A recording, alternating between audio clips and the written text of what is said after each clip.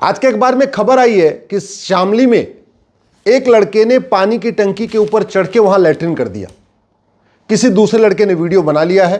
अब पुलिस उसको गिरफ्तार करने के लिए ढूंढ रही है। रोटी बनाते समय थूकने की बहुत वीडियो आ चुके हैं, बहुत लोगों को जेल भेजा जा चुका है। दाल में लैट्रिन करने और सब्जी में, जो ढाबे होते हैं उसमें दाल में और सब्जी में लैट्रिन करने का वीडियो आ चुका है। गुलाब जामुन में और मिठाइयों में पेशाब करने का वीडियो आ चुका है। बिस्किट बनाते समय उसमें पेशाब करने का वीडियो आ चुका है। जूस में पेशाब करने का वीडियो आ चुका है। सब्जी को नाले के पानी से धोने का वीडियो आ चुका है। और अब शामली के गांव वेदखेड़ी में बाकायदा पानी की टंकी के ऊपर चढ़ के अपनी जान की परवाह किए बिना टंकी के ऊपर चढ़ना, वहां जाके लैट्रिन करना, यह दिखाता है कि सोच कितनी गंदी हो चुकी है। और ये जितने भी काम हो रहे हैं, चाहे रोटी पे थूकना, दाल में पेशाब करना, जूस में पेशाब करना, नाले के पानी से सब्जी धोना या टंकी में ऊपर चढ़ के लैट्रिन करना, मैं नाम नहीं लेना चाहूँगा क्योंकि नाम लूँगा तो ये लगेगा मैं सांप्रदायिकता फैला रहा हूँ, लेकिन सारे के सारे एक ही मजहब के हैं। तो सवाल ये है, ऐसी नफरती सोच क्यों आ रही है? और इसमें एक चीज़ और मैं बता दूँ, ये जो महाकुंभ चल रहा था उसमें मैंने बताया नहीं, बहुत सारे जगह से ये बात पता चली थी कि हरिद्वार से लेके प्रयाग के बीच में गंगा जी के किनारे, चाहे वो कानपुर है या और भी शहर है, वहाँ पे जो खास तौर पे एक समुदाय के लोग जिनके घर में लैट्रिन है, वो पहले लैट्रिन करते थे लेकिन कुंभ के दौरान जाकर के गंगा जी में लैट्रिन कर रहे थे, गंगा जी के किनारे लैट्रिन कर रहे थे। ऐसे ही खबर आई कि मथुरा से लेके प्रयाग तक यमुना जी के किनारे जो शहर हैं, वहां पे वो लोग भी यमुना जी के किनारे जाके लैट्रिन कर रहे थे जिनके घर में बाकायदा टॉयलेट है। और कानपुर में तो ये भी पता चला कि केवल पुरुष नहीं, महिलाएं भी जाके गंगा जी में लैट्रिन कर रही थी, जबकि उनके घर में भी टॉयलेट बना हुआ है।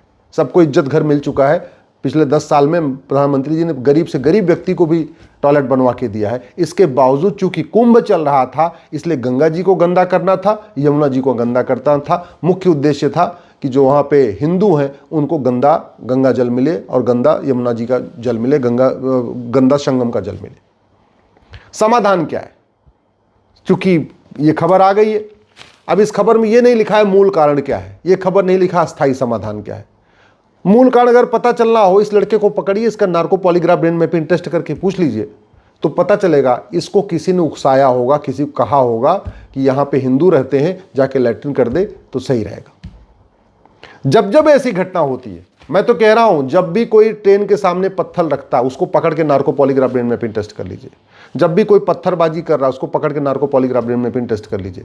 जब भी कोई जूस में पेशाब कर रहा है, खाने में लैट्रिन कर रहा है, इसके ऊपर रोटी पे थूक रहा है, जो भी ऐसे पकड़े जाते हैं इनका narco polygraph brain mapping test करिए, फिर आपको रूट काज पता चलेगा। और फिर जब रूट काज पता चल जाएगा तो परमानेंट सोल्यूशन करना आसान हो जाएगा। भारत में परमानेंट सोल्यूशन इसलिए नहीं हो रहा है कि अखबारों में समस्या छप रही है, टीवी पे समस्या की चर्चा हो रही है, संसद में भी समस्या की चर्चा हो रही है, विधानसभा में भी समस्या की चर्चा हो रही है। तो चाहे विधायिका हो, चाहे कार्यपालिका हो, चाहे न्यायपालिका हो, चाहे खबरपालिका, चारों जगह पे केवल और केवल समस्या की बात हो रही है। मूल कारण क्या है? अस्थायी समाधान इसकी चर्चा नहीं हो रही। मूल कारण है वो नफरती स्कूल, और उस नफरती स्कूल को संविधान के दायरे के अंतर्गत चलाया जा रहा है। सबसे दुख की बात यह है, और दुख इस बात की है कि सुप्रीम कोर्ट ने भी अपनी मुहर लगा दिया कि हां, संविधान नफरती स्कूल खोलने की इजाजत देता है। मुझे समझ में नहीं आ रहा है संविधान की कैसी व्याख्या की जा रही है। मैं आज माननीय सुप्रीम कोर्ट के जजों से कह रहा हूं, एक बार दोबारा संविधान को ठीक से पढ़िए, और संविधान को पढ़ते समय चश्मा अपना भारत का रखिए, विदेशी चश्मा मत रखिए। संविधान का आर्टिकल 27 साफ साफ कहता है कि मजहब को प्रमोट करने के लिए, रिलीजन को प्रमोट करने के लिए 1 रुपए खर्च नहीं होगा, जनता का 1 रुपए खर्च नहीं होगा। आर्टिकल 28 साफ साफ कहता है कि किसी भी स्कूल में रिलीजियस टीचिंग नहीं दी जाएगी, यानी चाहे वो सरकारी स्कूल हो या सरकारी मान्यता प्राप्त स्कूल है। प्राइवेट स्कूल है लेकिन अगर उसने मान्यता ले रखी है सरकार से तो भी वहां पे रिलीजियस टीचिंग नहीं होगी, आर्टिकल 28 कहता है।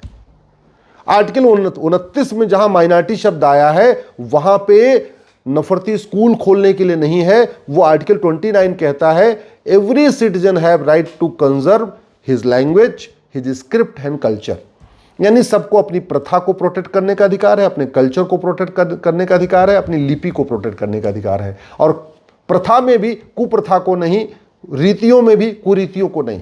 प्रथा को प्रोटेक्ट कर सकते हैं, रीतियों को प्रोटेक्ट कर सकते हैं, कुरीतियों को, प्रथाओं को नहीं कर सकते।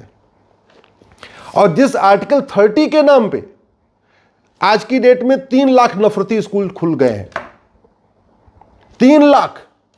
मुगलों के समय में 1000 स्कूल खुले थे।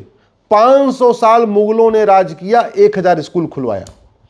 75 साल में संविधान लागू होने के बाद वो स्कूल, नफरती स्कूल, जहां पे सिखाया जाता है कि वंदे मातरम हराम है, भारत माता की जय बोलना हराम है, होली दिवाली मनाना हराम है, जो लोग मूर्ति पूजा करते हैं उनसे मिलना जुलना हराम है, उनके घर जाना हराम है, वो स्कूल जो मुगलों ने 1000 खुलवाए थे 500 साल के शासन में, आज की डेट में उनकी संख्या 3 लाख हो गई है। और ये 3 लाख स्कूल खुले हैं आर्टिकल 30 के नाम पे।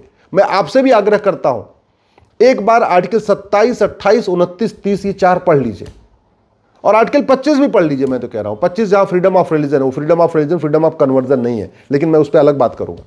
आर्टिकल 30 कहता है कि जो भी लिंग्विस्टिक माइनॉरिटी है, जो भी रिलीजियस माइनॉरिटी है, उसको एजुकेशन इंस्टीट्यूशन खोलने का अधिकार है। एजुकेशन इंस्टीट्यूशन का मतलब engineering college, medical college, law college, 10वीं 12वीं का स्कूल। सेकुलर एजुकेशन इंस्टीट्यूशन का मतलब सेकुलर एजुकेशन इंस्टीट्यूशन, दीनी तालीम सेंटर खोलने का अधिकार नहीं है।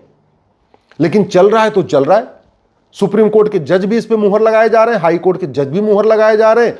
जो यूनिवर्सिटी कॉलेज में प्रोफेसर हैं, लेक्चरर हैं, वो भी आर्टिकल 30 की सीख से व्याख्या नहीं कर रहे। इसलिए मजबूर होकर मुझे आज ऐसे शब्द उपयोग करने पड़ रहे, आंख बंद करके।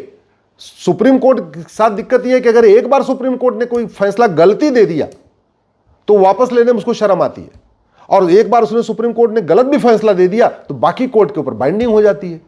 फिर सांसद विधायक इतने संविधान ठीक से पढ़ते नहीं है, वो भी सुप्रीम कोर्ट का जो फैसला उसको आंख बंद करके पढ़ लेते। एक बार पढ़िए तो क्या लिखा है संविधान निर्माताओं ने। अरे भारत में बोलने का अधिकार है, hate speech, freedom of speech है, फ्रीडम ऑफ हेट स्पीच थोड़ी है। संविधान का आर्टिकल 25 फ्रीडम ऑफ रिलीजन देता है, फ्रीडम ऑफ कन्वर्जन थोड़ी देता है। और आर्टिकल आर्टिकल 30 जिसको लेके पूरे देश में मिशनरियां अपने 3 लाख स्कूल खोल चुकी हैं और मुस्लिम संगठन अपने 3 लाख मदरसे खोल चुके हैं, वो एजुकेशन इंस्टीट्यूशन खोलने का अधिकार देता है, रिलीजियस एजुकेशन इंस्टीट्यूशन नहीं। मदरसा दीनी तालीम सेंटर है, वो एजुकेशन इंस्टीट्यूशन नहीं है। इस भेद को समझना पड़ेगा। और दुख इस बात का है कि मदरसा खोल के उसको वक्फ प्रॉपर्टी डिक्लेयर किया जा रहा है। मतलब जिन स्कूलों में भारत के प्रति नफरत सिखाई जाती है, जहां वसुधैव कुटुंबकम हराम है, भारत माता की जय बोलना हराम है, नारी तू नारायणी हराम है, यत्र नारस्तु पूज्यते रमन्ते तत्र देवता हराम है, भारत की संस्कृति को मानना हराम है, माता पिता का पैर छूना हराम है, उन स्कूलों को वक्फ प्रॉपर्टी घोषित किया जा रहा है। मुगलों के समय में 1950 में वो प्रॉपर्टी कितनी, 50,000 एकड़। आज की डेट में वो प्रॉपर्टी कितनी हो गई, 40 लाख एकड़, 80 गुना प्रॉपर्टी बढ़ चुकी है। और कैसे बढ़ी है, मदरसा खोल दिया, इसको वक्फ प्रॉपर्टी डिक्लेयर कर दिया। जमीन किसी की थी, एक मदरसा खोला, वक्फ प्रॉपर्टी, मजार बनाया, वक्फ प्रॉपर्टी, दरगाह बनाया, वक्फ प्रॉपर्टी, पक्का कब्रिस्तान बनाया, वक्फ प्रॉपर्टी। भैया इस पर रोक लगनी चाहिए। तो अगर आप चाहते हैं कि दोबारा ये घटना न हो तो सोच बदलना पड़ेगा। सोच कैसे बदलेगी, सोच बदलेगी शिक्षा से। और क्या करना पड़ेगा, इस राइट टू एजुकेशन को बदल के इसमें इक्वल शब्द जोड़ के इसको राइट टू इक्वल एजुकेशन बनाना पड़ेगा। अभी ये 14 साल तक के बच्चों पे लागू होता है, इसको 16 साल तक करना पड़ेगा। यानी 10वीं तक पूरे देश में 1 nation 1 education board, 1 nation 1 syllabus, 1 nation 1 curriculum, सबकी एक किताब होगी। हिंदू हो या मुसलमान, पारसी हो या ईसाई, सबको भारत की शिक्षा लेनी पड़ेगी, भारतीय भाषाओं में शिक्षा लेनी पड़ेगी। न कोई विदेशी पंथ की बात सिखाई जाएगी, न कोई विदेशी भाषा सिखाई जाएगी, सब कुछ भारतीय सिखाया जाएगा। तब सोच बदलेगी। सोच तब बदलेगी जब शिक्षा का भारतीयकरण होगा। अगर हम मदरसे खुलवाते रहेंगे, अगर हम जो है मिशनरी स्कूल खुलवाते रहेंगे, तो कभी देश की एकता अखंडता मजबूत नहीं होगी और आपको ऐसी चीज़ें मिलती रहेंगी। कभी रोटी में थूकने का आपको वीडियो मिलेगा, कभी पेशाब करने का वीडियो मिलेगा, कभी जूस में पेशाब करने का, कभी लैट्रिन करने का। अब तो पानी की टंकी पर चढ़ के कर रहे हैं। गंगा जी में पेशाब लैट्रिन कर रहे थे, यमुना जी में लैट्रिन कर रहे थे, और अब तो पानी की टंकी के ऊपर चढ़ के लैट्रिन कर दिया। समाधान, शिक्षा में संस्कार हो, कानून का खौफ हो, गुलामी का नामो निशान मिटाया जाए, गुलामी की कुरीतियों को खत्म किया जाए, गुलामी के कुप्रथाओं को खत्म किया जाए, गुलामी की शिक्षा को बदला जाए, गुलामी की पुलिस व्यवस्था को बदला जाए, गुलामी की न्यायिक व्यवस्था को बदला जाए, गुलामी की प्रशासनिक व्यवस्था को बदला जाए। जितनी भी सिस्टम है सबका भारतीयकरण किया जाए, यही इसका समाधान है। नहीं तो रोज समस्या दिखती रहेगी, पढ़ते रहेंगे और फिर अगले दिन दूसरी समस्या आ जाएगी।